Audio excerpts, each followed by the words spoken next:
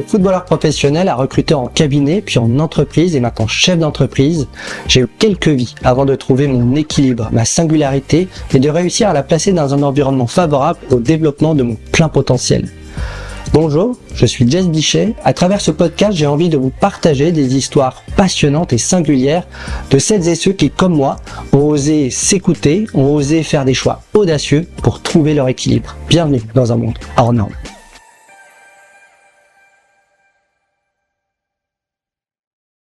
Hello à tous, bienvenue dans ce nouvel épisode d'Hors Normes. Je suis aujourd'hui avec Romain Lesquer. Comment tu vas, Romain ? Très bien, Jess, et toi ? Écoute, ça va. Merci d'être venu jusqu'à moi. On est aujourd'hui à Paris, en studio. Aujourd'hui, il pleut beaucoup, donc merci d'être venu jusqu'à moi sous ce temps pluvieux parisien.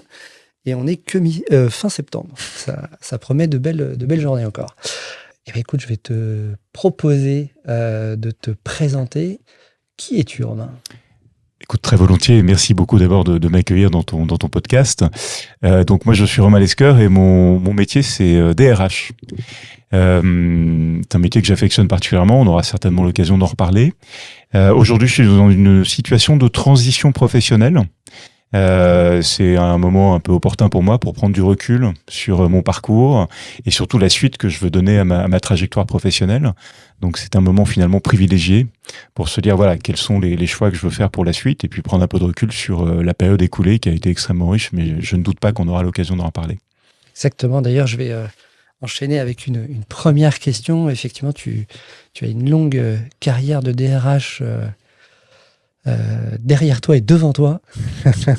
et justement, par rapport à cette carrière professionnelle, est-ce que tu avais imaginé une seule seconde en démarrant ta carrière pro il y a quelques années maintenant en arrière, devenir DRH et être DRH ? Alors pas du tout. Et moi, je crois que je suis un peu un DRH par effraction, c'est-à-dire que par effraction. Il y a ceux qui sont dans cette vocation depuis toujours, et puis il y a ceux qui cheminent vers un métier qu'ils découvrent, parfois par le hasard, et c'est mon cas, je vais te raconter cela, le hasard d'une situation, d'une rencontre, et c'est comme ça que je suis venu en fait je dirais de façon progressive vers ce métier, parce que j'ai réussi à aligner mes aspirations profondes avec finalement un type d'activité dont j'ignorais tout lorsque je l'ai appréhendé. Et finalement, c'est assez intéressant parce que je pense que les vocations dans ce métier, elles existent, hein, naturellement. On met beaucoup en avant l'humain, on met beaucoup en avant le souhait, alors parfois peut-être avec certaines idées un peu préconçues d'accompagner les gens. La réalité, c'est que le métier de DRH, c'est un métier en fait qui est au cœur de l'entreprise avec des enjeux qui sont des enjeux business. Et en fait, il faut trouver le bon équilibre entre cette approche humaine qui est, je pense, assez fondamentalement ancrée dans le métier, mais également un certain réalisme sur ce que cela implique d'un point de vue de la contribution à l'entreprise, à son résultat et à des enjeux de performance. Voilà. Et en fait, moi, ma conviction, c'est que, alors c'est très convenu, mais je pense vraiment qu'il n'y a de richesse que d'hommes et que ce sont vraiment les hommes qui font la richesse de l'entreprise. Une fois qu'on a dit ça, moi j'ai mis du temps finalement à cheminer vers ce métier et une fois que je l'ai découvert, je l'ai, je crois, pleinement appréhendé et il m'a apporté beaucoup de joie. Quand tu dis, excuse-moi de te couper, mais effectivement, quand tu dis cheminer vers ce métier, ça veut dire que tu as commencé par quoi ? Ta formation, elle était peut-être différente Alors, j'ai fait c'est très, très bonne question. En fait, j'ai fait une formation qui n'était en aucune manière rédhibitoire pour arriver à ce métier. J'allais dire presque au contraire, parce que je pense qu'aujourd'hui, c'est sans doute une des bonnes formations pour y parvenir. J'ai fait une école de commerce et j'ai également une licence en droit. Et l'école de commerce, c'était laquelle ? C'est l'EDEC. Voilà, école de commerce qui est à Lille et aujourd'hui dans un certain nombre d'endroits dans le monde. Très belle école qui est vraiment intéressante, on aura peut-être l'occasion d'en reparler. Et l'EDEC m'a permis d'appréhender les métiers de l'entreprise dont j'étais par atavisme familial finalement assez éloigné. J'ai des parents qui étaient de profession libérale. Et donc, ni l'un ni l'autre n'était réellement dans le monde de l'entreprise. Alors, j'avais quelques connexions naturellement, mais finalement, j'en avais une vision assez parcellaire. Et le fait justement que toi, tu partes dans la direction d'une business school, etc., ils ont plutôt été enclins à te suivre dans cette direction ou Pas vraiment. Ils ont pas. Ah d'accord. Pas vraiment. Alors, enfin, j'ai eu la chance d'avoir des parents très ouverts et qui avaient à cœur de pouvoir me laisser appréhender le monde tel que je le découvrais, c'est-à-dire voilà, de pouvoir éventuellement faire des expériences, de m'interroger sur ce que je voulais faire, tout en me donnant un cadre éducatif qui était, je pense, assez structurant. Mais j'avais un père qui était passionné par son métier. D'accord. Vraiment passionné, très engagé humainement sur la relation entre le patient et le médecin. Okay. Et qui donnait un sens qui est assez extraordinaire à son métier. C'est-à-dire que quand tu es, alors en l'occurrence, il était chirurgien spécialisé en cardiovasculaire.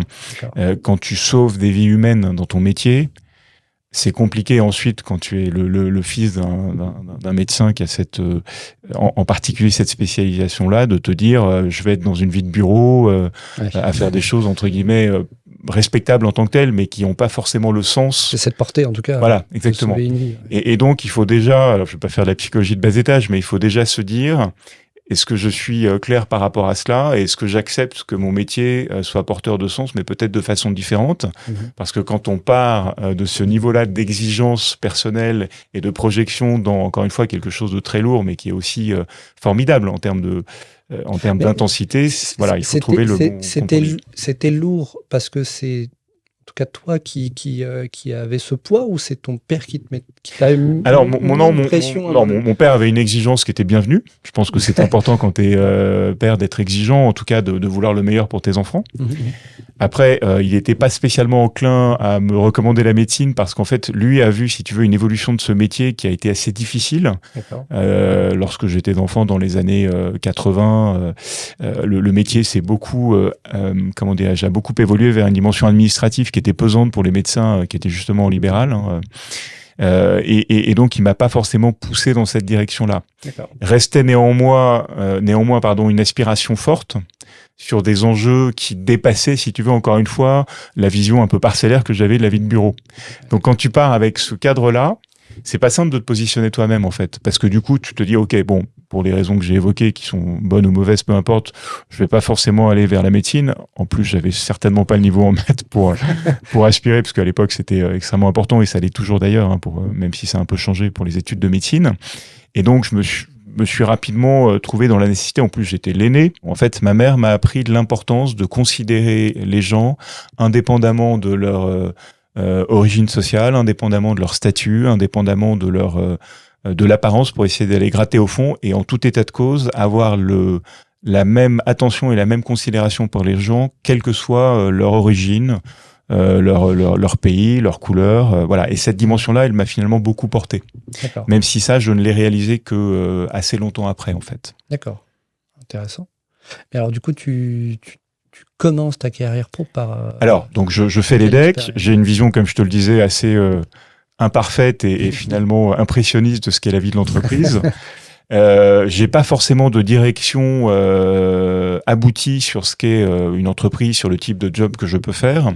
Et donc j'étais jeune, avec toute l'innocence et peut-être la candeur qui me caractérisait à l'époque. Je suis un peu le courant de la rivière. Et à l'époque, quand tu étais dans une école de commerce, il y avait quelques grandes voies qui étaient des classiques incontournables, si j'ose dire, quand tu en sors diplômé. L'audit, qui est rapidement devenu en fait le conseil. En tant que voie porteuse et un peu à la mode, la banque et les métiers de la finance, et puis le marketing. Et je me suis dit que le marketing, c'était sans doute le meilleur compromis compte tenu de mes aspirations à la fois raisonnablement créatives et la dimension un peu de performance qui était déjà un peu là en arrière paysage. Et donc j'ai choisi le marketing et je suis rentré en fait chez un lessivier, donc un géant de la grande consommation, une boîte allemande qui est un leader de son marché qui s'appelle Henkel. Pour avoir, alors non pas une première expérience, parce que j'avais déjà fait un stage préalablement dans la publicité, dans une agence du groupe Publicis, donc j'avais été amené à rencontrer finalement cette réalité de ce qu'est une marque, de ce qu'est un produit, et en quoi en fait c'est un métier exigeant, parce que en fait il y a beaucoup de rêves derrière une marque, derrière une identité de marque, mais la réalité c'est que c'est un métier très impliquant, très engageant. Tu coordonnes, tu es un peu un chef d'orchestre et tu dois en fait faire travailler des métiers très différents. Donc c'est un métier qui est assez complexe finalement, le métier de chef de produit. Je l'ai découvert donc à l'occasion de cette expérience chez Henkel. J'étais en l'occurrence donc chez un lessivier sur des problématiques d'assouplissant. Donc j'ai travaillé sur un produit qui est un produit assez connu qui s'appelle Mini Doux, aussi doux qu'un petit nid d'oiseau. C'est la signature de ce produit. Et en fait, pour dire les choses très simplement, ça a été une école absolument formidable en termes d'apprendre ce que c'est donc, je le disais, un produit, comment il se positionne, ce qu'est une marque, quelles sont les exigences associées à cela. J'ai rapidement aussi vu les limites de cet univers de lessive, d'assouplissant, parce que j'étais pas du tout dans mon élément en fait, et ça j'ai rapidement compris que il faut faire la part des choses entre ce qu'une entreprise peut apporter du point de vue de l'acquisition de compétences et de l'appétence que tu peux avoir pour le produit. Et ce sont deux choses importantes. Et évidemment, tu n'as pas forcément, quand tu es jeune, influençable et que tu sors d'une école, tu n'as pas encore la capacité de te dire finalement comment je fais la part des choses entre ces deux éléments-là. Ouais, d'accord. Et j'ai été, je pense, un chef de produit assez médiocre parce que, en toute franchise, parce que je n'étais pas porté par cette dimension.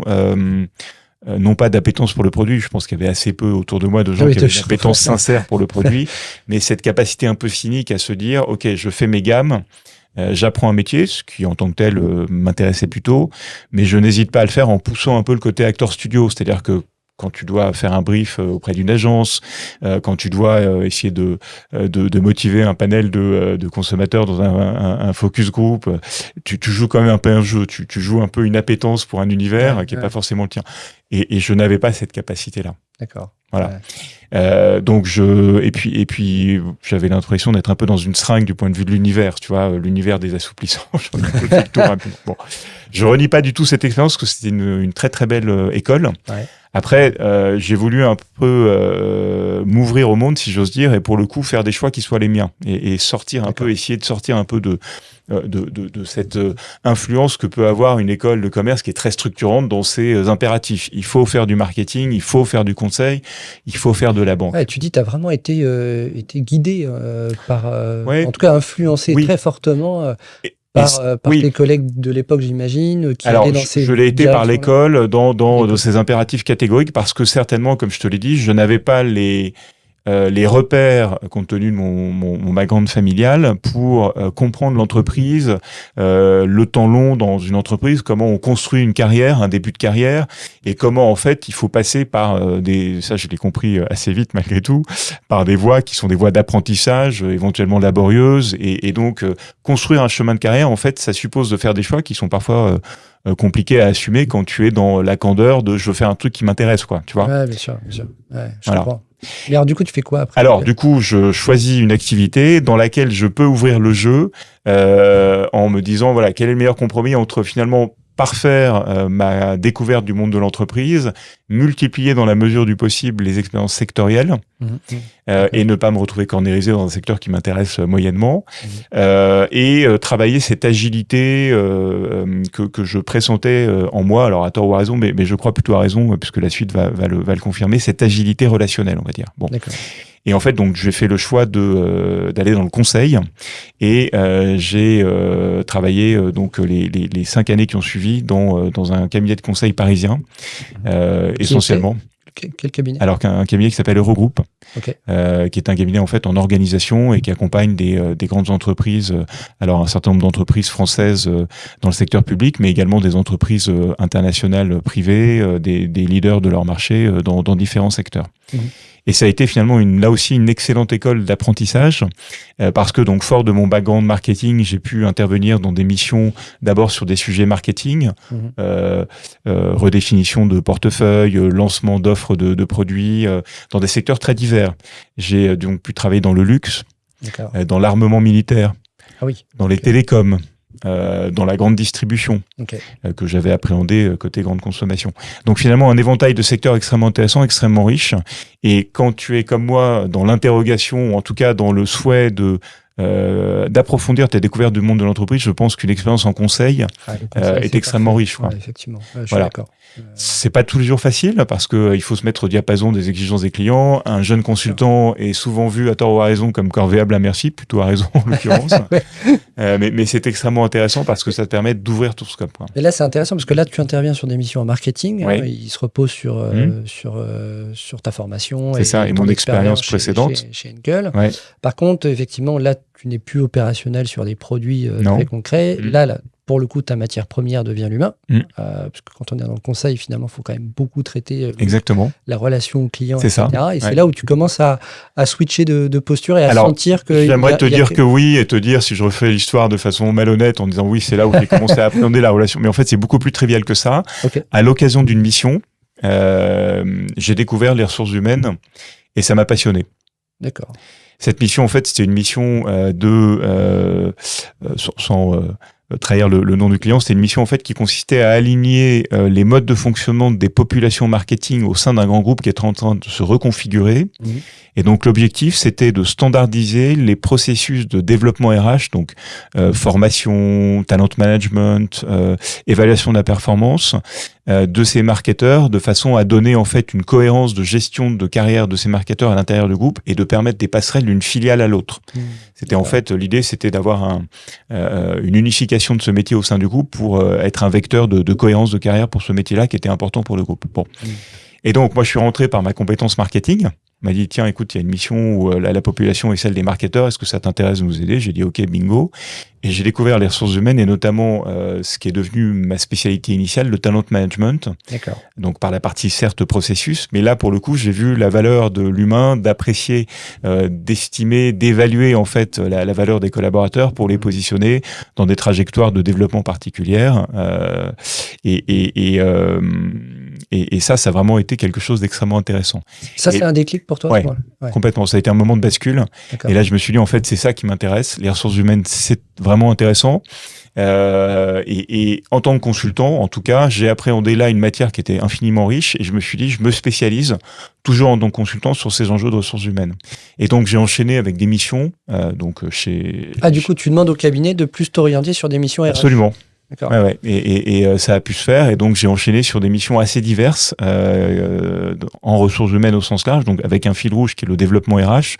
Donc, processus, alors réingénierie de processus de gestion des carrières, de formation, de talent management, de recrutement, d'évaluation de la performance dans des secteurs assez diversifiés. J'ai également eu la possibilité de toucher du doigt une première restructuration.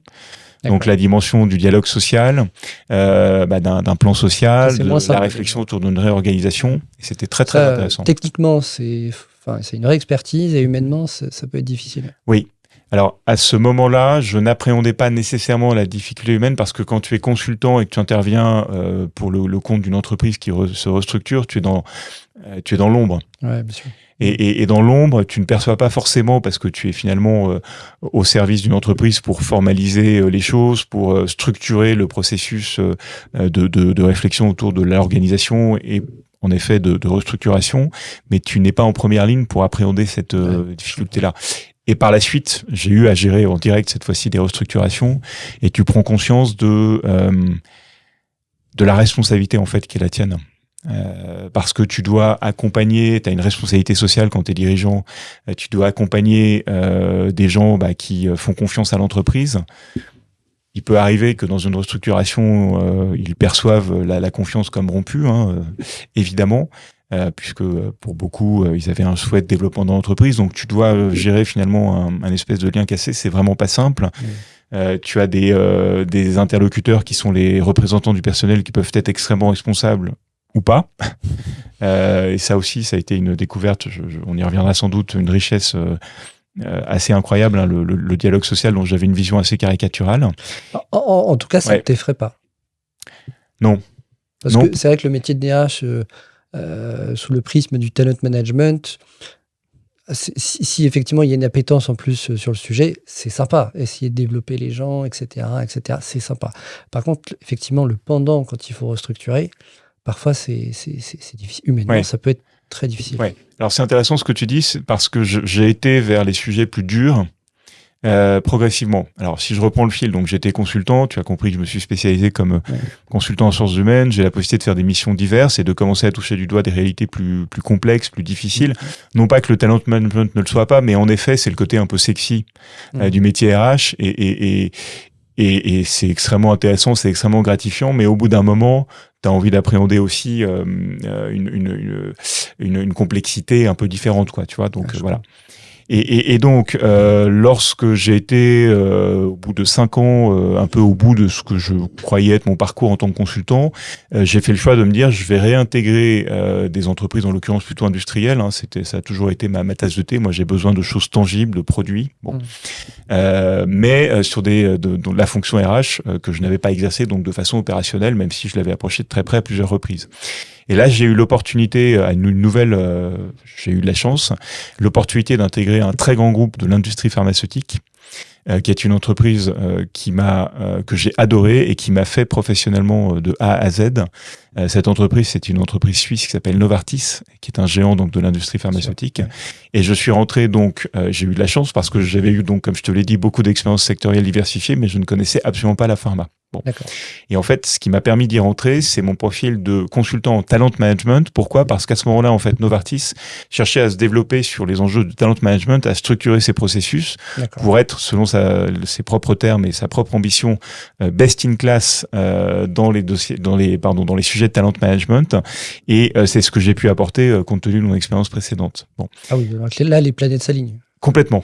Et il faut de la chance aussi dans une carrière. Et là, typiquement, c'est l'illustration que les planètes s'alignent, en effet. Pourquoi, à ce moment-là, cette société souhaite devenir best in class sur ce sujet ? Parce qu'elle a appréhendé avant beaucoup d'autres, en tout cas dans son secteur. Hein, et en fait, je pense même à l'échelle des industries en général, parce que je constate aujourd'hui qu'il y a beaucoup d'entreprises qui se mettent au talent management.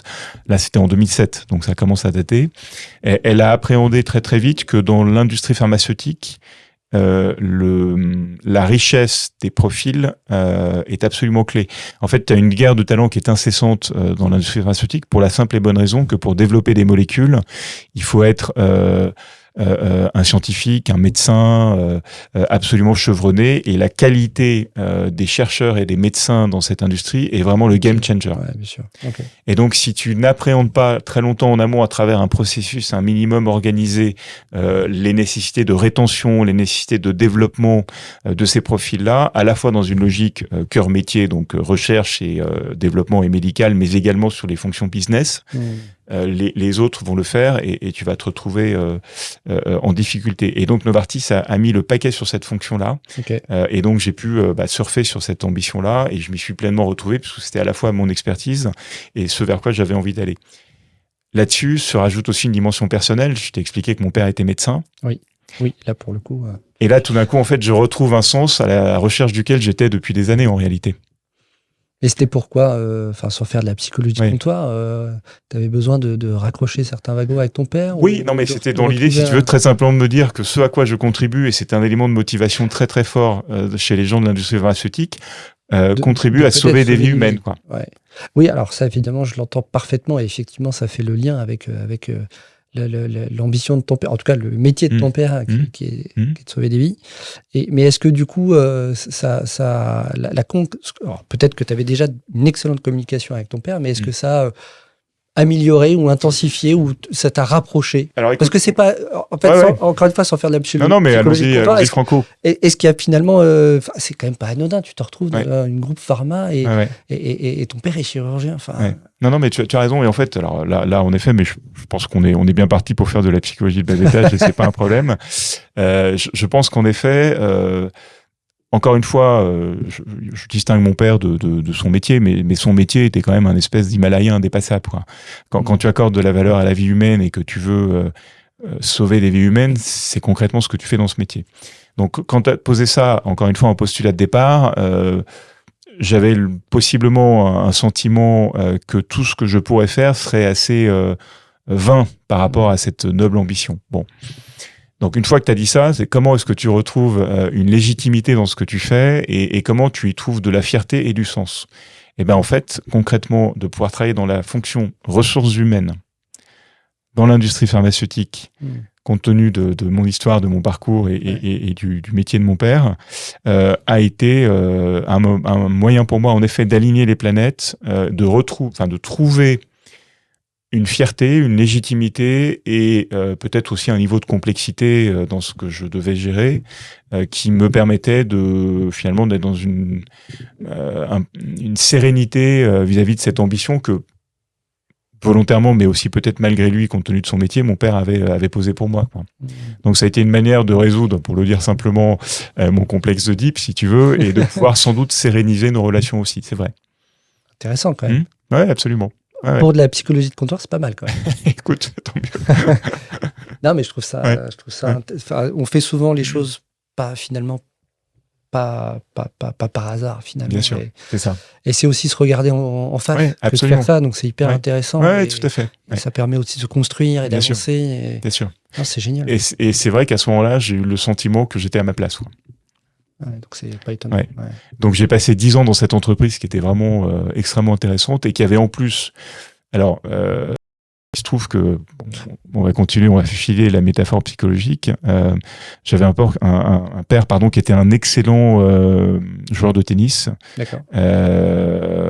sportif, avec un très bon niveau, et j'ai été évidemment incapable de tenir une raquette convenablement ou suffisamment convenablement à ses yeux. Mais il m'a, du coup, je n'ai jamais fait de tennis et puis j'avais pas envie de me comparer avec lui parce que j'en étais à ce moment-là pas capable. En revanche, j'ai trouvé dans cette appétence pour le sport une vraie voie d'accomplissement personnel avec la dimension de l'effort, de la discipline et de ce que peut apporter le sport en accomplissement et en satisfaction personnelle. Et pourquoi est-ce que je te dis ça? Parce qu'en fait, au-delà donc de l'entreprise en tant que telle, il y avait une dimension donc de la santé, du bien-être, et de se dire, voilà, je travaille en fait dans une dimension qui est une dimension aussi de performance. L'ambition de Novartis, c'était de devenir le leader de cette industrie. L'ambition était affichée comme telle, et moi, ça m'allait parfaitement parce que ça répondait à une dimension c'était ancré de performeur. Voilà, ouais. Avec, encore une fois, sans que ce soit exclusif de la responsabilité sociale, de la considération des personnes, et j'allais dire que finalement, là, j'étais au cœur, à mon sens, de l'ADN du métier de DRH, où tu dois être en permanence dans cet équilibre instable entre prendre en considération l'humain, et c'est absolument essentiel, mais ne pas ignorer non plus les impératifs de l'entreprise et finalement essayer de concilier les deux. Bien sûr. Mais du coup, là, tu rentres par cette porte, je reviens à ton premier job chez Novartis, et tu évolues comment chez eux? Alors, j'ai passé, donc, comme je te le disais, une dizaine d'années chez Novartis. J'ai passé 7 ans dans la filiale française, dans la fonction RH, donc. Et là, j'ai fait, en fait, j'ai eu d'abord des postes de spécialiste en talent management. J'ai eu la possibilité très vite de grandir sur des sujets qui ont trait à la formation et au recrutement. J'ai eu notamment la possibilité de constituer une équipe en fait autour de ces sujets de développement RH qui sont un centre d'expertise dans la filiale française de Novartis, qui était une filiale importante pour le groupe. À l'époque, 4e filiale, 1,5 milliard de chiffre d'affaires. Environ 2000 collaborateurs, et donc la structuration du talent management m'a permis en fait d'aller au-delà sur des sujets qui sont connexes, le recrutement et la formation. Et une fois que j'ai été au bout de cette histoire sur ces métiers de spécialiste RH, j'ai eu à cœur de pouvoir plus accompagner le business et donc d'évoluer vers des postes de généraliste RH. Donc de RRH ou de BPRH, peu importe l'appellation, mais finalement de DRH adjoint, puis ensuite de DRH. Et la chance que j'ai eue, c'est que Novartis me donne cette chance de passer de l'un à l'autre. D'accord. Et j'avais vraiment cette appétence, donc il a fallu que je le démontre, il a fallu que je mouille un peu le maillot pour expliquer en quoi j'étais légitime pour évoluer sur un poste de BPRH. Et on m'a donné cette chance, on m'a fait confiance.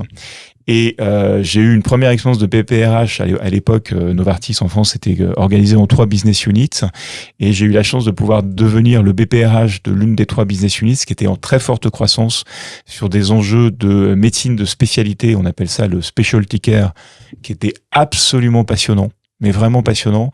Et je crois pouvoir dire avec le recul que ça a été l'expérience professionnelle la plus heureuse et la plus intense de ma carrière.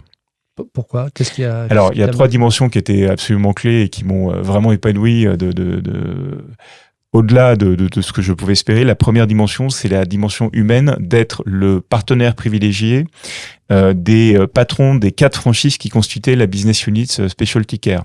Donc en fait, c'était 4 franchises. Alors une franchise dans le jargon de l'organisation d'une entreprise dans l'industrie pharmaceutique, c'est en fait un centre de profit, donc on appelle ça un PNL, dans lequel tu gères en autonomie, quand tu es le patron d'une franchise, des forces marketing-vente et un certain nombre de fonctions pour adresser l'aire thérapeutique qui est la tienne. Donc ça peut être par exemple en l'occurrence les neurosciences, l'ophtalmologie, l'immunologie et un certain nombre d'autres aires thérapeutiques. Et donc, les 4 patrons qui constituaient la business unit Specialty Care étaient des jeunes qui étaient absolument passionnants et qui étaient des gens brillants, et de pouvoir les aider dans leurs ambitions stratégiques, business et people, en tant que partenaire RH, c'était absolument passionnant. J'ai adoré cette notion de complicité avec les dirigeants. D'accord. Premier point. Le deuxième point, c'est la dimension d'ambition et de conquête en fait qui était la nôtre, avec des ouvertures de réseaux de vente, la création de nouvelles structures, le lancement de nouveaux produits ambitieux dans des aires thérapeutiques dans lesquelles Novartis était nouvel entrant. Donc il y avait une dimension de challenge qui était absolument passionnante et qui était vraiment structurante et qui m'a beaucoup porté. Et puis la troisième dimension, c'est donc là pour le coup de commencer à appréhender ce que j'avais déjà touché du doigt en tant que consultant, c'est toute cette dimension de complexité organisationnelle dans une grande entreprise organisée de façon matricielle, avec des filiales dans la plupart des pays du monde, un siège, en l'occurrence en Suisse, qui avait un poids important pour driver la transformation, et puis tous les enjeux également, donc dont j'étais plus directement, qui me concernaient plus directement en tant que BPRH, qui étaient les enjeux de dialogue social. Okay. Donc là, j'ai découvert le dialogue social à la française, tous les enjeux de discussion quotidienne et formelle ou informelle avec les représentants du personnel. Alors, anecdote assez marrante, au début, pour être très clair, j'étais pas du tout formaté au bon niveau, si tu veux, de ces interlocuteurs-là, parce que j'arrivais du conseil, j'étais sapé toujours de façon, à 4 épingles, et sans doute avec l'arrogance du jeune consultant. Ah oui, tu avais tous les codes du jeune consultant. Ouais. Okay. Avec ce que ça peut avoir parfois d'un peu détestable, pour dire les choses, avec toute l'affection que j'ai pour ce métier qui a été le mien, mais j'avais pas les bons codes. D'accord. Et la première fois que j'ai été en CE, donc à l'époque on ne disait pas encore CSE mais CE, je suis arrivé, j'ai fait toutes les fautes que tu peux faire. Donc je suis arrivé avec sans doute un sentiment de supériorité totalement infondé, l'idée préconçue que par définition les gens qui sont représentants du personnel sont dans l'obstruction, dans l'opposition stérile, ce qui est tout à fait faux, mais j'avais comme tout à chacun des préjugés, et en l'occurrence j'avais pas du tout les idées au clair, et donc sans doute par volonté d'essayer de t'imposer en tout cas. D'essayer de m'imposer. Je suis arrivé en force avec vraiment pas l'intelligence situationnelle que requérait, si tu veux, une première expérience dans un CE. Ouais. Donc je me suis planté en beauté, mais vraiment, j'ai été nul.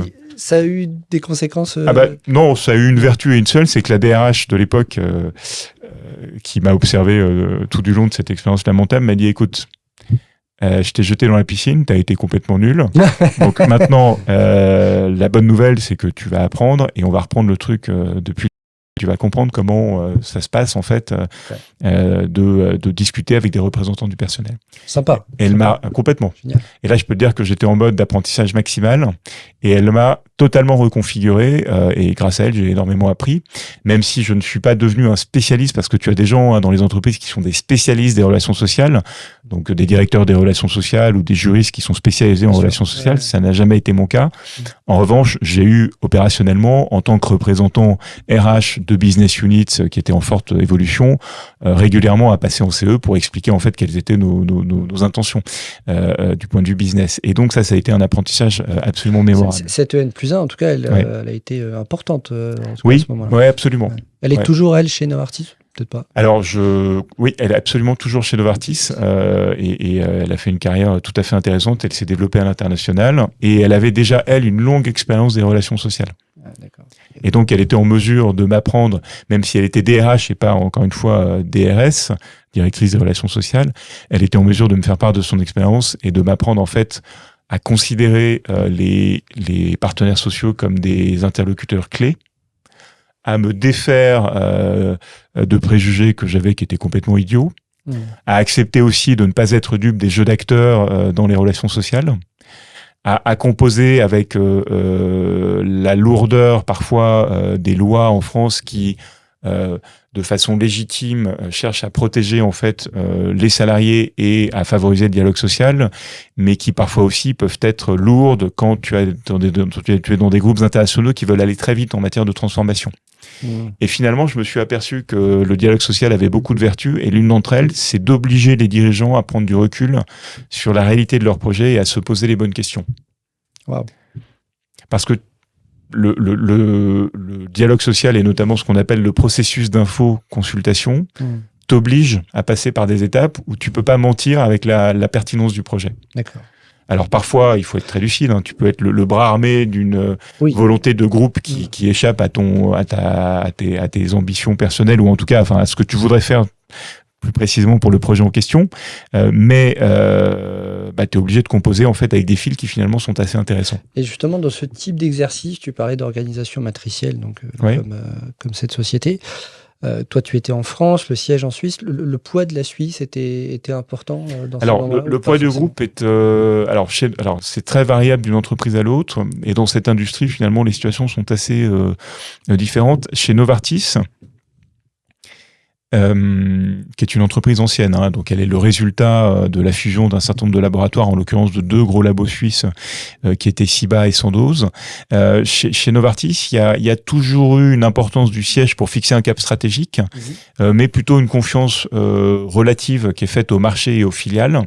D'accord. Et c'est d'autant plus vrai qu'à un moment donné, en fait, le groupe a vécu cette révolution d'une grande intelligence, qui est de se dire, parce que j'ai constaté que malheureusement tous les groupes ne l'ont pas fait, c'est important de laisser aux marchés qui ont l'expertise du local, la connaissance des clients, des produits dans leur écosystème local, la marge de manœuvre pour développer le business.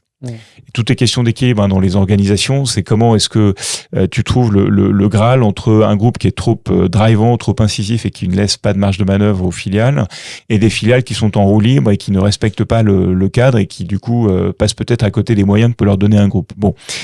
Je pense que Novartis a eu le bon réflexe, qui est de dire, en fait, le corporate se met au service des marchés, qui sont les experts des patients, des produits, des clients, en l'occurrence médecins dans cette industrie, et donne une marge de manœuvre dans un cadre certes bien défini au marché pour ne pas hésiter à prendre les coups des franches par rapport à tel enjeu stratégique ou business.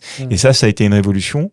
Et du coup, pour revenir dans le fil de mon parcours, ça a été pour moi la possibilité de surfer sur cette vague-là, puisque fort de ce que j'ai pu faire en tant que BPRH dans la BU spécialité de Novartis en France, on m'a proposé d'évoluer à l'international. Au niveau du groupe, puisque précisément à ce moment-là précis, le groupe cherchait à se nourrir de profils venant des marchés. D'accord, ok. Et donc j'ai eu la possibilité d'évoluer au siège à Bâle en Suisse pour une nouvelle aventure qui a été à nouveau passionnante. Et là, tu es resté combien de temps à Bâle? Alors je suis resté un peu plus de 2 ans. Okay. Pour des raisons familiales, j'ai choisi de revenir ensuite à Paris, et j'ai pas pu en fait conduire cette expérience d'expatriation comme j'aurais voulu le faire d'un point de vue strictement familial. Mais ça a été une expérience en tant que telle qui a été absolument passionnante. En fait, donc, je suis devenu le DRH de la fonction médicale, qui est une fonction clé dans l'industrie pharmaceutique, parce qu'en fait, elle est à l'interface entre la recherche et développement et le marketing et les ventes. Et en fait, à ce moment-là, donc, Novartis était en pleine évolution de son business model, et j'ai eu la chance d'accompagner l'évolution de ce business model en faisant de la fonction médicale le levier de cette transformation. Et donc, j'étais à un niveau qui était vraiment stratégique, avec des gens absolument brillants intellectuellement, et j'ai eu la chance de pouvoir accompagner cette transformation.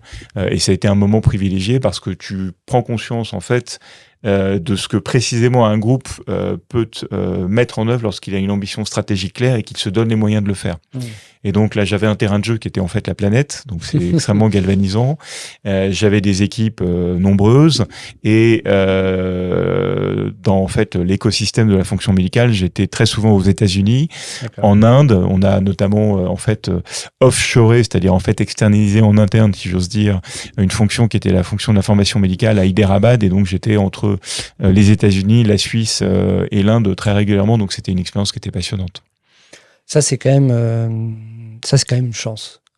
Parce que là, encore une fois, pour toi, les planètes s'alignent, et c'est vrai que c'est pas, ça serait mentir de dire que c'est rare, mais quand même, quand effectivement une stratégie est claire avec la force de frappe d'une société de cette taille, et que tu arrives à ce moment-là et que ton terrain de jeu effectivement est mondial, ouais, ça c'est une super expérience. C'est une super expérience, absolument. Je l'ai vraiment vécu comme tel. Ouais, ça c'est génial. Et c'était à la fois très très riche humainement, parce que du coup j'avais des équipes vraiment pour le coup multinationales, hein. C'est toute l'intérêt et la richesse de ces entreprises multinationales. Donc dans mon équipe il y avait des Sud-Africains, des Suisses allemands, des Anglais. Enfin c'était très très divers et c'était extrêmement intéressant. Mais, mine de rien, une fois que tu as fait ton expérience, ta formation EDEC, Henkel, tu rentres dans ce cabinet de conseil, tu as cette opportunité, cette chance finalement de faire une mission plutôt RH, et puis après tout s'enchaîne, et là on sent que, quand je t'écoute, on pourrait dire que les planètes s'alignent systématiquement, mais parce que tu as trouvé ta voie. Ça, c'est ouais, absolument. Ouais, c'est exactement. Écoute, alors quand on, c'est toujours plus facile de faire le constat rétrospectivement, mais tu as raison. Là, j'ai été pris dans une dynamique qui était vraiment positive. J'ai eu de la chance. Encore une fois, je pense que le facteur chance joue dans une carrière. Il faut évidemment le provoquer, mais en fait, je vais te dire ce qui a été le déclencheur. Donc, on l'a un peu détaillé tout à l'heure. C'est le moment de bascule où en conseil, je prends conscience de ce qu'est la fonction RH et de l'intérêt que j'ai pour cette fonction. Et de se dire, je l'assume, je vais au bout de l'histoire et je choisis d'en faire mon métier. En fait, c'est là où j'ai vraiment pris les commandes de ma propre destinée professionnelle, en fait. Parce que je suis sorti des schémas préconçus qui étaient ceux que j'avais en tant qu'étudiant d'école de commerce, puis en tant que consultant, et j'ai choisi de devenir moi-même, en quelque sorte, en fait. Et si tu fais pas le choix à un moment donné de devenir toi-même, tu continues à être ballotté par des courants plus grands que toi, et finalement tu te réalises pas personnellement, quoi. Donc j'ai eu cette chance, en fait. Ouais, je suis 100% d'accord avec toi. Effectivement, moi, mon métier, c'est chasseur de tête, donc forcément, ça me parle ce que tu me dis, parce que je vois beaucoup de personnes, effectivement, qui trouvent pas forcément la direction, je dirais, la direction vraiment dans laquelle ils vont s'épanouir, parce que ce que tu dis est très juste. Ils vont en général pour trouver je dirais ce que toi tu as trouvé, je dirais ta singularité, pour vraiment que tu puisses développer ton plein potentiel. Il faut véritablement comprendre ce dont tu as hérité, c'est-à-dire de ton environnement familial, et toi tu en parles dès le départ. Tu vois, on a commencé ce podcast assez vite. On a parlé de ton père, finalement, qui est très présent dans ta construction. Tu aurais pu, c'est pour ça que tout à l'heure on en rigole, mais c'est pas tant que ça de la psychologie de comptoir, parce que tu aurais pu complètement mettre ça de côté. De toute façon, je pourrais jamais sauver des vies et faire toute autre chose en jamais regardant le truc, jamais le regarder en face, etc. Toi, finalement, tu te regardes assez tôt. À travers ces test and learn que tu fais dans le conseil, et je suis d'accord. Effectivement, si vous savez pas trop ce que vous avez envie de faire, faites du conseil. Ça permet d'avoir un champ des possibles à l'infini. Et c'est vrai que en espèce de test and learn, de terrain de jeu en terrain de jeu, tu essaies finalement de trouver ta voie, mais aussi de te construire en te regardant. Toi, ok, qu'est-ce qui m'a construit, qu'est-ce qui m'a amené là? Est-ce que je peux essayer de trouver du sens? Effectivement, il y a ce spectre du père qui est très présent, et finalement, inconsciemment ou consciemment, tu arrives dans la pharma qui boucle la boucle, qui te permet en tout cas d'assumer une espèce de pression que tu t'étais mis, seul ou pas. En tout cas, de réconcilier finalement et de donner un sens vraiment plein et entier à tout ça. Ouais, absolument. Ouais. Donc c'est assez remarquable, hein, parce que là, on en parle et on le synthétise en 3 secondes et demie, mais quand on le vit, honnêtement... Oui, il y a eu des moments difficiles. Je suis passé, mais je pense que tout à chacun, c'est l'histoire de nos vies. C'est en fait de grandir, d'apprendre de ses expériences. Et en fait... mais je peux évidemment parler que en mon nom, c'est accepter à un moment donné de se regarder de façon lucide, de se dire d'affronter ses démons, et puis aussi d'essayer de se relever, en fait. Enfin, c'est très très convenu, mais je pense que c'est important de pouvoir se dire la vie est compliquée, elle est souvent difficile. Mais il y a toujours un moyen de tirer profit et de donner du sens, parfois rétrospectivement, aux difficultés qu'on peut rencontrer. Alors on pourra en reparler, mais typiquement là je suis dans une phase de reconfiguration et c'est intéressant parce que c'est finalement à nouveau un moment de questionnement. Alors cette fois-ci avec le privilège de la maturité et de l'expérience, maturité je sais pas mais de l'expérience en tout cas, et c'est intéressant aussi de se retourner en disant bah voilà il y a des moments que j'ai connus qui étaient difficiles. Mais j'ai réussi au-delà de la chance et de l'alignement des planètes, à me regarder en face, à être lucide et à en tirer les bonnes conclusions. Et là, je suis un peu à nouveau dans cette phase-là, qui est, alors, on dit beaucoup la crise de la cinquantaine. Je sais pas si c'est ce que je vis, c'est ce que dit ma femme. Il faudra lui en parler. Mais il y a un moment donné où tu es aussi obligé de te reconfigurer par rapport à tes souhaits et à la façon dont les choses évoluent. Voilà.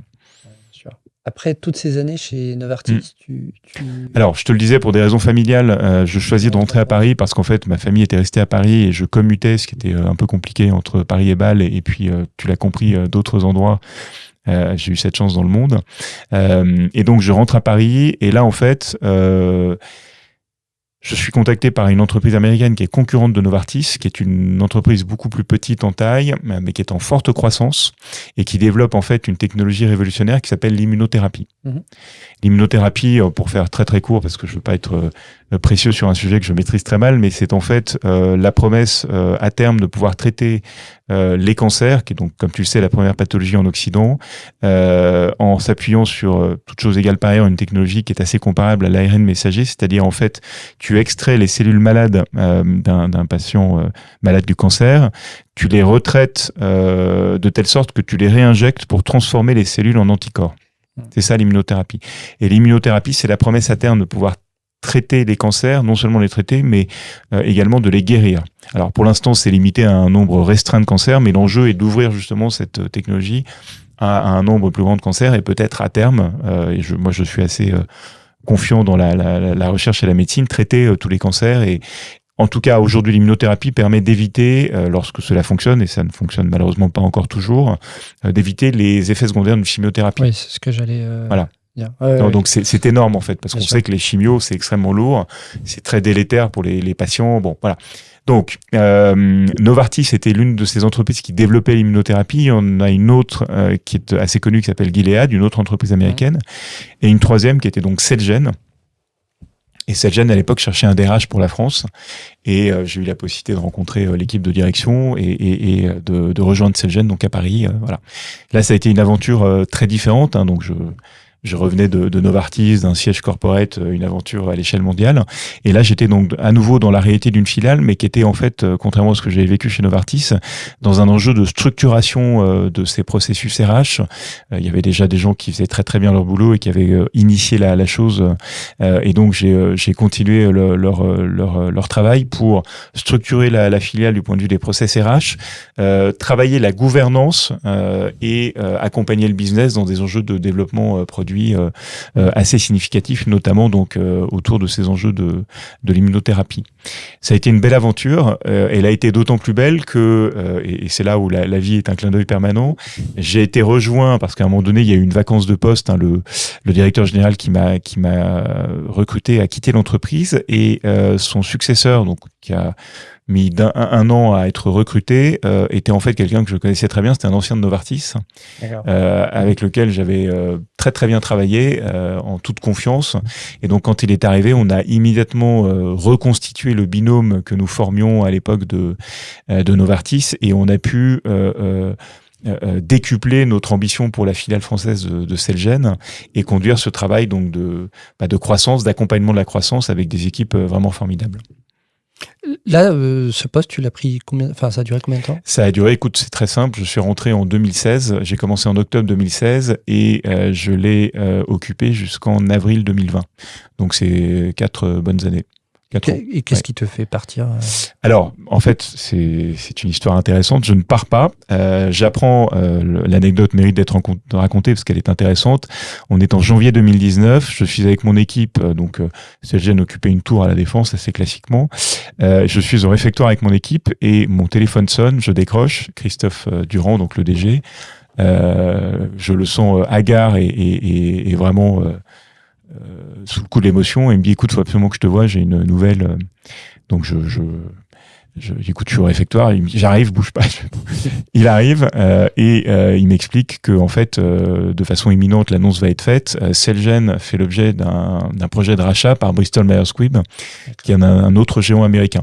Alors, en fait, ça s'inscrivait dans un contexte qui était celui de l'arrivée au pouvoir de Donald Trump, qui a cherché indépendamment de ce qu'on pense de Donald Trump, de façon plutôt opportune, à rapprocher les boîtes américaines entre elles, et donc à favoriser une législation en ce sens. Et donc BMS, boîte américaine, prévoit de racheter Celgene, notamment pour acquérir le portefeuille en immunothérapie. D'accord. Voilà. Okay. Et en fait, on comprend qu'on va être pris dans une aventure à ce moment-là, avec la certitude à peu près acquise qu'on allait être remercié très rapidement, parce qu'en fait, quand une entreprise est rachetée, une petite entreprise est rachetée par une plus grosse, c'est en général ce qui se passe. Donc nous, on avait accompli, encore une fois, avec des équipes formidables, un travail très important depuis plusieurs années, en l'occurrence moi depuis près de 4 ans, et alors à l'époque 3 ans et quelques, mais j'avais tout simplement la crainte que tout ce qu'on avait fait soit un peu passé par-dessus bord dans le cadre de cette fusion à venir. Au-delà du fait qu'on allait être remercié, c'était vraiment le projet et les équipes qui allaient être très très bousculées. Et à ce moment-là, quand tu es DRH, tu dois tout de suite prendre une posture en support de ton DG. En fait, la dimension du duo là devient absolument clé et tu dois rassurer des équipes alors que tu n'as aucune visibilité sur ce qui va se passer. Et donc là, j'ai vraiment occupé un costume opérationnel avec des partenaires sociaux qui, de façon très légitime, ont une exigence sur la suite des événements, comment ça va se passer. Et là, il faut vraiment être dedans, quoi. Bon. Et j'imagine vis-à-vis des partenaires sociaux, la peur tout de suite doit être très présente. Oui, alors oui, très légitimement, ils se font l'écho d'équipes, parce qu'en fait, dans l'industrie de la pharma, mais je pense que c'est vrai dans d'autres industries, quand tu vas dans une entreprise agile, en croissance, en l'occurrence assez restreinte en taille comme Celgene, ce n'est pas pour revenir dans le giron d'une très grosse entreprise plus lourde, plus difficile à manier. Il y a cette dimension d'agilité et de proximité, notamment humaine, qui est un vrai driver de motivation pour les collaborateurs de Celgene. Et à ce moment-là, ils appréhendent l'intégration dans un très grand groupe comme quelque chose de très compliqué à vivre culturellement. Et je le comprends pleinement parce que moi, je m'étais fait à cette culture entrepreneuriale qui est un peu la marque de fabrique à ce moment-là des collaborateurs de Celgene.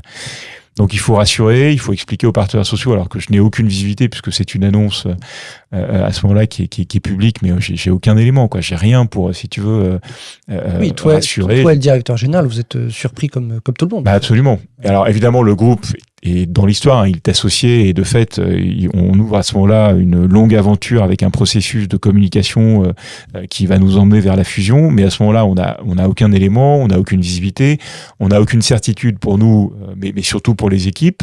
Donc c'est très compliqué à gérer. Très compliqué à gérer. Et c'est excuse-moi, je fais une petite aparté, mais c'est quand même super intéressant ce que tu racontes.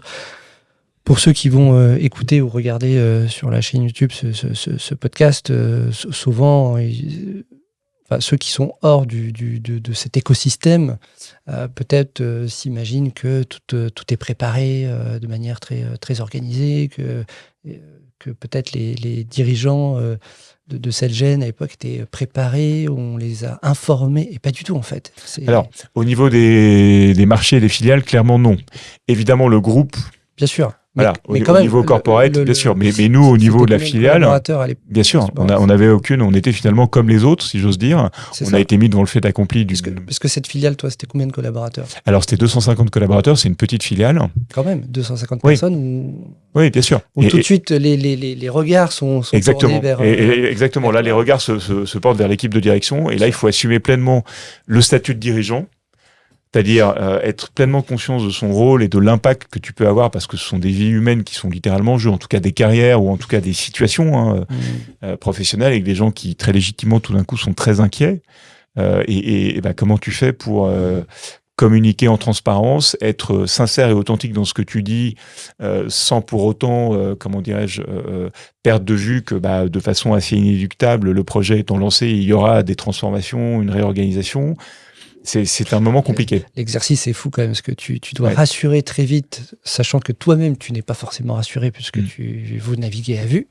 sans avoir tous les tenants et aboutissants, et on vous demande, j'imagine, des questions, des questions précises. Ouais. Quand même un exercice d'équilibriste assez costaud. Assez costaud. Et ça l'est d'autant plus qu'en effet, en fait, on est rentré dans une aventure assez incroyable parce que la FDA aux États-Unis avait édicté l'idée qu'il y avait possiblement une suspicion de monopole dans la future entreprise combinée, et que donc il fallait que Celgene cède une partie de son portefeuille produit. Et en fait, elle a conditionné la réalisation du deal, qui à ce jour, je crois que c'est encore le cas, était la plus grande fusion de l'histoire de l'industrie pharmaceutique, en tout cas en valeur. On parle de 77 milliards de dollars. Waouh, 77 milliards. Ouais. Ce qui est colossal. Et en fait, ça s'explique par la valorisation, notamment des produits en immunothérapie. D'accord. Encore une fois, c'est la promesse de guérir à terme les cancers. Ouais, bien sûr. Donc, tu vois, en fait, bon. Et donc, ça justifie cet argent qui est absolument colossal. Et donc, la FDA conditionne la réalisation du deal à la cession d'une partie du portefeuille produit pour Celgene. Et elle donne, en fait, un délai contraint. D'accord. Donc, il faut que Celgene, en fait, au niveau mondial, trouve un laboratoire susceptible de reprendre ses produits. Or, en France, quand tu cèdes une partie de ton portefeuille produit, tu dois consulter les représentants du personnel. D'accord. Et le groupe a rapidement identifié qu'il y avait possiblement un nœud, parce que de façon assez légitime, je leur jette pas la pierre, les représentants du personnel de Celgene en France étaient plutôt vent debout contre la fusion parce qu'ils avaient beaucoup à y perdre. Bon. Au-delà d'aspects éventuellement salariaux et financiers, il y avait une dimension culturelle à laquelle ils étaient très attachés. Bon. Et donc, ils étaient vent debout contre la fusion. Donc, ça a été très compliqué de rentrer dans un bras de fer parce qu'on avait les impératifs du groupe pour procéder à cette cession du portefeuille produit dans un délai contraint. Et je peux dire que là, à ce moment-là, mes nuits ont été assez agitées parce que je sentais toute la pression du deal sur les épaules. Et de fait, on a réussi, parce que j'avais des équipes, notamment une responsable des relations sociales qui était absolument formidable, et on a conduit sous très très forte pression ce processus d'infoconsulte, là pour le coup dans une logique clairement entre guillemets hostile, avec des partenaires sociaux qui étaient vent debout contre cette fusion. Alors évidemment, nous ne sommes que le vecteur de ce projet, mais c'est vrai que ça a un peu tendu nos relations, et on a réussi malgré tout à conduire ce processus d'infoconsulte de telle sorte que 3 semaines avant la date limite, on a été formellement au bout de cette discussion, et que la cession des produits puisse se faire en France comme dans le reste du monde. Wow. 3 semaines avant, donc c'était compliqué. Tu vois, et ça, cette période où toi tu passes des nuits blanches, ça dure combien de temps ? Ça dure un peu moins de 6 mois, en fait, alors, nuit blanche, c'est peut-être excessif, mais j'ai pas très bien dormi quand même, parce que tu te dis d'abord, est-ce qu'on va tenir le délai ? Est-ce qu'on va réussir ? Que se passe-t-il si, quels sont les scénarios alternatifs si on échoue ? C'est compliqué. Ça dure à peu près 6 mois entre l'annonce en janvier 2019 et la session qui se fait en fait en l'occurrence en août. Donc un peu plus de 6 mois qui sont un peu compliqués, quoi. Et toi, là, justement, comment tu te sens ? Parce que là, on est justement au cœur de ce que tu évoques, en tout cas, qui est aussi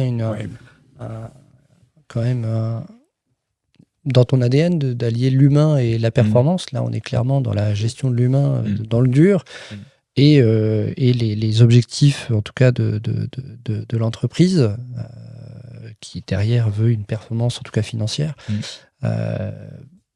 Tu te sens comment ? En fait, je pense que la bonne manière de prendre le sujet, il y en a sans doute d'autres, mais moi, la mienne, j'en ai pas. C'est la façon dont je l'ai fait. Me connaissant dans mon mode de fonctionnement, il faut le prendre comme une aventure. Et te dire, ok, il faut que j'arrive à destination. Ça va être sans doute très rock'n'roll, mais l'aventure est belle en tant que telle parce que tu vas vivre des choses qui font sens. L'idée de constituer en fait un géant de l'industrie biopharmaceutique, parce que c'était l'inclinaison stratégique que voulait prendre le groupe BMS en rachetant Celgene, de pouvoir peut-être développer des produits, en l'occurrence dans l'immunothérapie, mais sur d'autres aires thérapeutiques.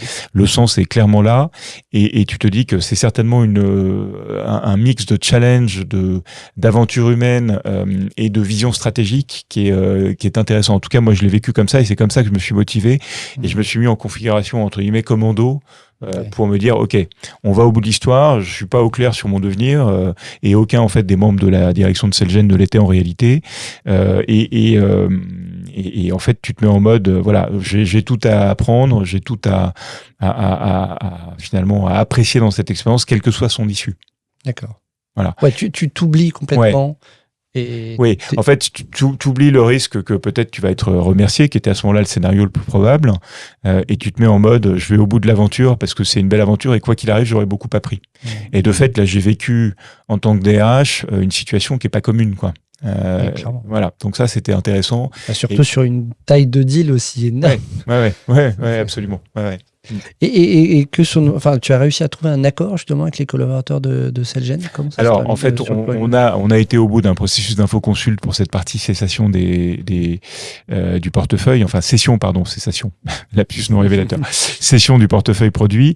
Après, c'est pas un accord en tant que tel parce qu'en fait le deal s'imposait à nous. Maintenant, il faut dans les formes évidemment ouvrir une discussion avec les représentants du personnel et trouver le meilleur compromis en termes de responsabilité sociale pour accompagner les gens qui pour certains, ne font pas partie de l'aventure. Parce que forcément, quand tu consolides des entreprises dans le cadre d'une fusion, il y a des redondances de postes et donc on rentre dans ce qu'on appelle une restructuration, un plan social.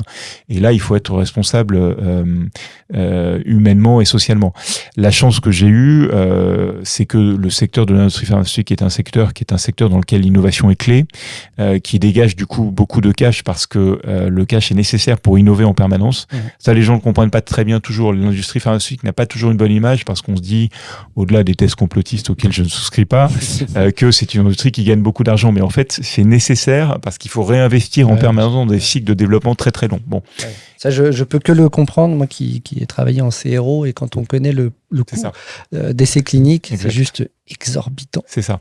Et donc, l'avantage accessoire, mais qui en l'occurrence était intéressant, c'est que tu as aussi quand même les moyens de pouvoir accompagner humainement et socialement les collaborateurs qui ne sont pas retenus ou qui ne souhaitent pas faire partie de la suite de l'aventure.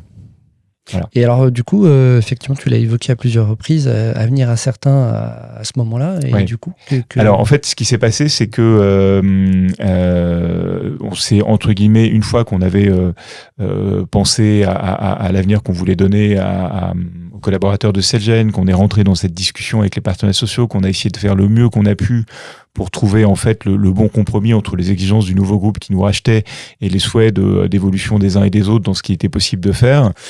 On s'est dit, et nous, qu'est-ce qu'on va faire? Et en fait, en parallèle, on s'est dit que on allait certainement être remercié, ce qui est en général ce qui se passe encore une fois dans ce type de scénario. Et on s'est dit, entre guillemets, pour nous, perdu pour perdu, entre guillemets, notre devenir, il était à ce moment-là un peu accessoire, mais on s'est dit, perdu pour perdu, on va développer notre vision de ce que l'on imagine pouvoir être l'entreprise combinée Celgene BMS. Et on l'a proposé au groupe. Et en fait, le groupe a choisi l'approche que nous avions pour l'entreprise combinée, en tout cas en France. Et il y avait une excellente équipe de direction à côté BMS, des gens à la fois très compétents et très qualifiés. Je pense que Christophe a su convaincre en fait par la pertinence de sa vision et sans doute aussi pour ce qu'il était lui en tant que dirigeant.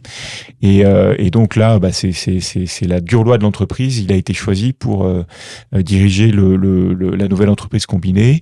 Et donc là, à nouveau, chance. Évidemment, donc il est nommé DG de Bristol Myers Squibb Celgene à l'époque, et il propose d'emmener dans ses bagages, si j'ose dire, un certain nombre de membres du comité de direction de Celgene, et j'en ai fait partie. Génial. Ouais. Et donc là, je repars pour une nouvelle aventure qui consiste à, pour le coup, conduire sur le plan RH la fusion dans toutes ses dimensions, et elles sont très nombreuses: transformation culturelle, renouvellement du COMEX. Il a fallu, parce que Christophe a, je crois de façon très pertinente, très habile, mais très humaine aussi, choisi de constituer un nouveau COMEX constitué à 50% de gens de BMS et à 50% de gens de Celgene. Donc il y a forcément eu des gens qui n'ont pas pu faire partie de l'aventure avec lesquels il a fallu discuter. C'est très difficile, concrètement. C'est une expérience qui a été assez éprouvante pour moi. Il faut trouver des solutions pour tout le monde et des gens qui n'ont pas démérité en fait, en réalité, qui peuvent être extrêmement performants. Bon, donc. Mais nouvelle organe, nouvelle compo. C'est ça. C'est un peu ça, quoi. C'est la dure loi du monde de l'entreprise. Voilà. Donc, on a reconfiguré un COMEX from scratch, si j'ose dire. On a donné une ambition nouvelle en termes de transformation culturelle. On a harmonisé les processus RH. On a lancé, en fait, de nouvelles initiatives sur le plan business. Et évidemment, sinon, ce serait pas drôle. On a fait tout ça dans un contexte qui nous est tombé dessus du jour au lendemain, qui est celui de la crise pandémique. C'est-à-dire que j'ai pris mon job de DRH, et c'est pas une blague, le premier jour du confinement. Et donc, je me suis retrouvé derrière mon petit PC à devoir mobiliser, puisqu'en fait, immédiatement après le rapprochement, enfin le premier rapprochement effectif des équipes, tu as une période de restructuration, puisqu'il y a des redondances de postes. Et donc, il a fallu initier, cette fois-ci avec les représentants du personnel de BMS, une discussion nouvelle sur cette restructuration à venir, avec donc des représentants que je ne connaissais pas. Il a fallu mobiliser des équipes RH que je connaissais pas ou à peine derrière mon petit PC. Et là, à nouveau, ça a été extrêmement dur. L'enfer. Extrêmement dur. Et ça, pour le coup, je garde un souvenir assez éprouvant de cet épisode-là. Parce qu'en plus, pour des raisons personnelles et familiales, j'ai vécu le premier confinement à Paris. C'était pas le plus drôle, mais bon, je ne m'en plains pas, mais c'était compliqué. Et en fait, mobiliser des gens à travers un écran, c'était une histoire compliquée. Pour la petite histoire, on a fait partie des premières entreprises en France on a consulté en fait les pouvoirs publics pour savoir si on pouvait aller au terme de notre consultation qui était virtuelle à travers Zoom à l'époque et ensuite Teams. Et ma seule crainte, c'était qu'on nous dise au terme du processus d'infoconsulte, en fait, les gars, votre négo a été virtuelle, elle est nulle et non avenue. Voilà. Et donc là, les pouvoirs publics, en l'occurrence, par le biais de nos avocats, ont été consultés, nous ont confirmé que compte tenu des situations exceptionnelles, la négociation, enfin le processus d'infoconsulte dans lequel on rentrait serait validé, même si en effet on le faisait de façon entre guillemets virtuelle. Quoi. C'est dingue. Ouais. C'est dingue. Et ensuite, toi, tu restes combien de temps là sur ce poste ? Alors, je suis resté 4 ans chez BMS. Donc à la suite, donc j'ai commencé en avril 2020. Et là, on a vécu une très très belle histoire parce que BMS est une boîte vraiment formidable. Une très belle histoire parce que je pense qu'on a réussi à tout en respectant l'ADN de la boîte, à opérer un virage culturel assez fort avec la vision que nous avions avec l'équipe de direction autour de Christophe. On a réussi à composer assez rapidement et je pense que ça a été clé dans la réussite de cette fusion, en tout cas pour le marché français, une équipe de direction de BMS France qui a été à notre image, c'est-à-dire que vraiment on a souhaité que ce soit des gens très alignés, très team player, très solidaires les uns des autres, qu'il n'y ait pas de logique de pouvoir malvenue, des baronnies qui seraient étanches les unes aux autres. Et donc on a constitué une équipe vraiment à notre image et on a réussi à constituer un pack très solidaire qui a pu conduire cette transformation importante.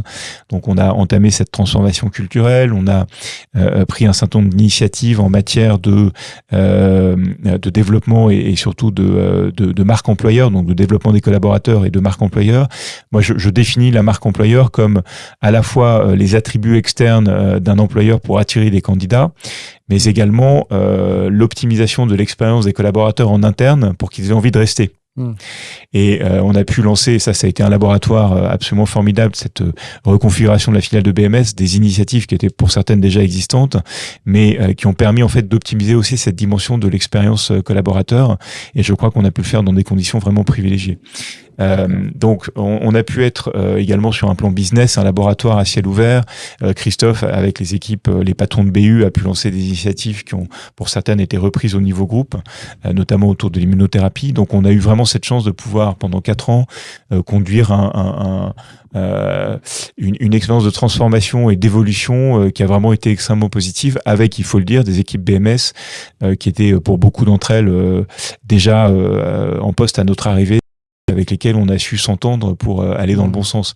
Et ça, c'est très gratifiant de trouver le bon équilibre entre une culture existante, ce que tu veux y apporter, et respecter l'ADN tout en la faisant évoluer. Bien sûr. Ça, c'est vraiment passionnant. Alors, c'est du fine-tuning, on est sur du travail de haute couture, mais en tant que DRH, c'est passionnant.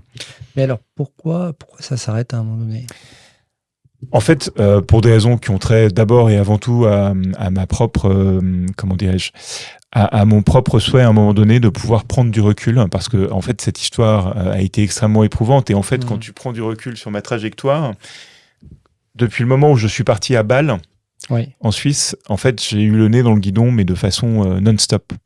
À aucun moment j'ai pu prendre du recul et me dire est-ce que tu es raccord avec ce que tu fais, est-ce que tu es et j'ai éprouvé, en fait, au terme de cette expérience qui a été éprouvante, j'ai vraiment mis beaucoup de moi dans cette expérience avec BMS. J'imagine, en plus avec la Covid qui s'invite. À un moment donné, en toute simplicité, je pense que j'ai un peu frisé le surménage, voire le burn-out. Je n'ai pas été dans cette situation-là, et pour l'avoir beaucoup, moi, identifier chez d'autres et essayer de les en prémunir. J'ai eu la chance de pouvoir me dire là tu vas possiblement dans le mur, donc il faut savoir s'arrêter. Et j'ai vraiment éprouvé le besoin de prendre du recul et de me dire, alors c'est un luxe que tout le monde n'a pas, mais compte tenu de l'intensité de ce que j'avais vécu, de me dire voilà, comment est-ce que tu envisages la suite de ta carrière et quelle suite tu veux lui donner. Et j'ai éprouvé le besoin de prendre du recul parce que je sentais qu'en restant en poste avec l'intensité de charge qui était la mienne, j'étais pas forcément en mesure d'avoir le propre recul lucide sur mon parcours. D'accord. Et la suite que je voulais lui donner en fait. En tant qu'ancien sportif, je ne peux également que approuver cette démarche. En général, c'est plutôt sain de le faire. Vaut mieux faire un pas de côté, une mise au vert, comme on appelle ça dans le monde du sport. C'est très salvateur et ça permet effectivement de mieux repartir et d'être en tout cas plus aligné, en tout cas de rester au service de ses valeurs et de son ADN. C'est ça. Je pense qu'il faut à un moment donné réinterroger en permanence est-ce que tu es aligné avec tes valeurs, ton ambition. Et en l'occurrence, j'ai vécu de très belles années chez BMS, mais j'ai éprouvé le besoin de faire un pas de côté en fait. Et je suis donc dans ce moment de pas de côté en fait. Pas de côté. Et alors justement, pour peut-être clore cet épisode, ce parcours riche, intense, en tout cas très c'est vraiment agréable de trouver quelqu'un qui c'est aussi pour ça que les premières fois où on a échangé ensemble, voilà, j'ai tout de suite senti que tu avais fait ce travail d'introspection pour trouver ta voie, effectivement cet alignement, comme je dis souvent, c'est trouver cette singularité, donc comprendre d'où tu viens, comprends ce que tu expérimentes dans ta propre vie et en fait le milieu c'est ta singularité et toi tu l'as trouvé et c'est ce qui a certainement permis effectivement de provoquer la chance. On a souvent utilisé dans cet épisode le mot chance, alignement des planètes, mais c'est pas que ça, c'est un travail de fond, c'est un travail sur le terrain professionnel, mais c'est un travail individuel de prospection. Même si tu as évoqué aussi, t'as pas forcément parlé, mais on en a parlé hors micro, même si tu savais pas forcément manier la raquette comme ton père, tu fais beaucoup de trail, de trek, t'es un sportif aguerri. En tout cas, c'est pas étonnant que tu arrives à survivre dans des environnements assez intenses en pression. Je pense que le fait de t'avoir trouvé, en tout cas, et te diriger vers ce type d'activité sportive, c'est pas encore une fois, c'est pas anodin. En tout cas, ça a été un moyen de régulation aussi, de gestion de mon propre stress. Oui, dans les moments que j'ai pu connaître, le sport a été vraiment une aide pour ça. J'imagine. Oui, non, mais sans... Et puis ce type de sport en général qui repousse un peu les limites, qui va chercher le physique, mais surtout le mental. C'est pas. Quand on écoute ton parcours, c'est presque logique en fait que tu m'aies que tu sois dans le trail. Alors justement, après toute ce parcours professionnel, est-ce que si c'était à refaire, tu changerais quelque chose ? Écoute, en fait, la réponse est non. Alors, c'est sans doute très convenu, mais je pense que fondamentalement, on l'a dit, alors je sais pas si c'est de la chance, mais en tout cas, j'ai fait, quand c'était nécessaire, le travail d'introspection pour me réaligner avec le parti que je pouvais tirer des événements et des opportunités qui m'étaient offertes. Et je pense que quand tu es en mesure de les accueillir, en fait, c'est ça la chance. Et en fait, tu t'es reconfiguré pour accueillir des opportunités qui ne seraient pas visibles si t'avais pas fait ce travail préalable, en fait. Oui, je suis d'accord. Et tu te reconfigures, j'aime bien le terme, pour effectivement pouvoir accueillir les... Là, pour le coup, en tant que chasseur, je peux que le comprendre, parce que souvent, j'appelle des personnes et ils ne sont pas... ils sont pas prêts, en fait. Ils ont effectivement le nez dans le guidon, ça, je peux pas les blâmer pour ça, effectivement, mais il n'empêche, les personnes que je contacte en entreprise, elles sont tous candidats. Donc leur job aussi, c'est effectivement de performer dans leur job, mais c'est aussi d'être aussi de se mettre dans la bonne posture, de peut-être accueillir l'opportunité. 90% du temps, j'ai des gens au téléphone qui ne sont pas prêts à accueillir l'opportunité. C'est super intelligent ta démarche qui peut être effectivement, alors effectivement faut pouvoir se le permettre, faut pouvoir aussi mais avoir aussi une forme de courage de se dire ok, je fais un pas de côté, je quitte mon job, faut que je me reconfigure, pour reprendre te paraphraser, et effectivement pour mieux accueillir, pour ensuite avoir un peu à l'image de ton parcours ce fameux alignement de planète qui finalement n'en est pas un, c'est plutôt effectivement c'est parce que j'ai pris le temps de comprendre qui je suis et où je voulais aller et dans quel environnement je voulais le faire, qui permet effectivement ce type de trajectoire. C'est exactement ça. Et donc, pour répondre à ta question, je changerai pas fondamentalement l'histoire. Sans doute que je ferai peut-être de façon plus marginale quelques choix différents. J'aurais, par exemple, peut-être sans doute fait le choix du conseil plus rapidement en tant qu'ouverture sur le monde. Mais il faut passer, tu fais pas l'économie du chemin en fait, donc je ne renie aucune des étapes de cette trajectoire. Peut-être aussi que le pas de côté, j'aurais pu le faire autrement, parce qu'en fait un des learnings que j'ai aussi de cette période de 10 ans très intense où j'ai vraiment été le nez dans le guidon, c'est qu'en fait à aucun moment je fais le pas de côté quand je suis en poste pour me dire mais où est-ce que tu te vois évoluer, où aller. Et en fait je pense que c'est important quand on est dans une entreprise d'avoir un pied dedans mais également un pied dehors, en ce sens que tu prépares déjà le coup d'après. J'ai eu de la chance dans mon trajectoire parce que j'ai été porté par des opportunités qui m'ont permis de grandir, mais là j'ai éprouvé le besoin de faire un pas de côté.